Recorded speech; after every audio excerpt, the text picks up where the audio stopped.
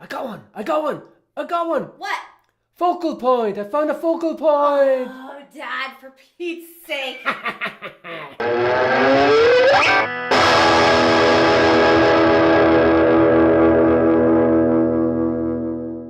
Han Yang! And welcome to our painting series. In our previous session on composition, we talked a little bit about focal points and where the best place was to put them in a painting. You might want to check out that video first. We're going to take a deeper dive into focal points and how you can use them to up your composition game. So why don't we jump right in and let's look at a few examples. What have you got for us, Ash? All right. Well, this one's called The Fog Warning by Winslow Homer, 1885. So right away, you can see this was a really strong composition, full of drama. So how was this achieved, Ash? Well, before we even talk about composition or focal points, it's worth pointing out that this is a very limited palette that he's working with. That's right, and a very simple composition. There's not a lot of frills here, really focusing on the essentials. Absolutely. Then there are the strong lines of the gunnels of the boat leading up towards the figure. Which is then turned dramatically in profile, again silhouetted against that light sky in the background. And that's not the end of the story. The figure is the focal point, but if you look closely, the gaze of the figure is looking off into the distance into a schooner that you can barely see. That's right, and it's right along a horizon line that just happens to be almost exactly 2/3 of the way up the canvas. Terrific composition. What else you got?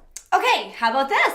Oh, for goodness sake. Okay, how about this? Oh, come on, Ash. all right. Here it is. Okay, Edward Hopper's The Nighthawks. He's one of your favorite painters, isn't he?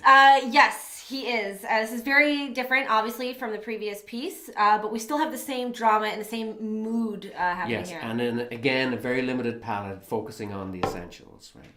The light of the interior is drawing your eye into the trio inside the bar. Humphrey Bogart, Ingrid Bergman, and Peter Lorre. Who? Never mind, for goodness sake. So if you had to pick a focal point, where would you say it is? I would say it's the woman. Red dress, red hair, your eye kind of goes right there. Or maybe the space between her and the server, because the focal point doesn't have to be a physical thing, does it? Absolutely not. This is very true. Take an abstract painting, for example. The focal point might not necessarily be something that is like representational. It could be the space between objects. Take this example. This is a piece by Erin Laurie. She's a fellow OCAD graduate. And she does these lovely abstract, textural, juicy pieces that are really, really full of life. Yes. And the focal point? Well, I think it's this black kind of squared off mark right in the middle of the piece. I totally agree, yes. The dark contrasted against the bright background, the geometric shape against the organic fluid shapes. It makes it a natural focal point, doesn't it? Absolutely. Contrast is a biggie. Like this example, you've got the contrast of light and dark. And also, perhaps even more importantly, is the contrast between these rounded sort of organic shapes and this very structured, geometric, angular mark. Yes, the way a building can very often stand out as a focal point in a landscape, because you've got those geometric shapes against the organic landscape. And colors, like complementary colors, and even color temperature. Take this piece, for example, by Sin Yao Tseng. Yeah, we love this guy. This is a really talented young painter from Taiwan. And yeah, no mistaking the focal point in this piece. The other thing you play with is edge. So you can have hard edges can create a focal point if there are lots of other soft, fuzzy edges in a painting. Much like a photographer would use to get a focal point on a particular part of a painting. Bokeh. Bless you. No, bokeh. Like, you know, when you have a photograph and the eyes are in focus and everything behind is fuzzy. That's called bokeh? Okay, if you say so. Bokeh. Oh. Does every painting have to have a focal point? Absolutely not. Take this piece by Takao Tanabe, for example, in Vancouver. Yes. Definitely no focal point here. Exactly, and very similar to, you'll see like Jackson Pollock or Rio Pell or other good examples. The one thing a lot of those have in common is they're really, really big pieces, and when you stand in front of them, you almost feel like you're absorbed into the piece as opposed to standing aside and looking at a piece. So that is one difference I would make. So I would say in most cases though, you do want to have a focal point. Absolutely. So can you have more than one?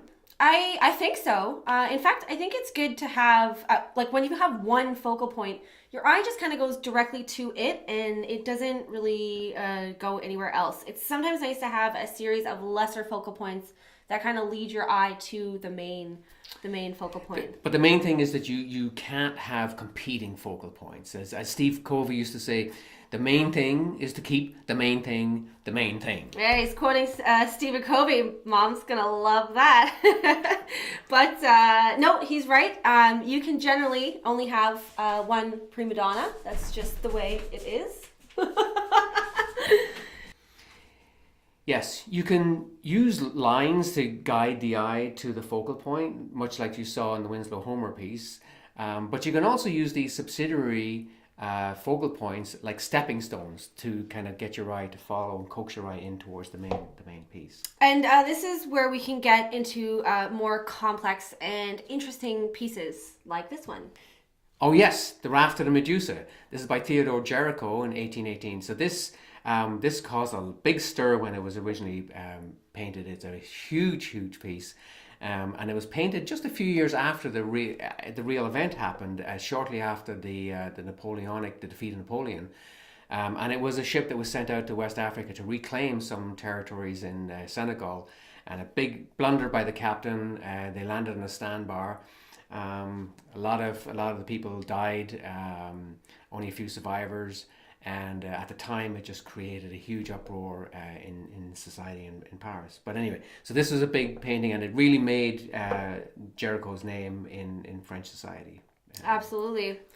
And there really is no shortage of drama in this piece. It's second to none in its compositional prowess. Jericho divides the massive bodies into two sort of overlapping pyramids. The pyramid on the left showing figures whose limp body positions and somewhat downcast gazes suggest a hopelessness, opposed to the pyramid on the right, their outstretched arms upwards towards the man who's waving his shirt at a tiny ship in the distance, suggesting some sort of hope for rescue. So he's employing composition in a way that propels the narrative without providing a super obvious focal point. Is the man waving the shirt the focal point, or is it the ship in the distance? The direction of the arms of the men all point to the man waving the shirt, but the man is waving to the ship. So, in other words, focal points are just not always that straightforward. But for what it's worth, I think the focal point is the guy with the shirt. I mean, I can hardly see the ship. So. I agree. Yeah, I think a focal point also has to have an element of a formal quality to it. It can't be a tiny fleck in a painting. Oh, it'd be all right if the Dad? What are you doing? Well, I'm rowing my boat, ain't I? Dad, you don't have a boat! I don't? Oh my gosh! we'll all hang on behind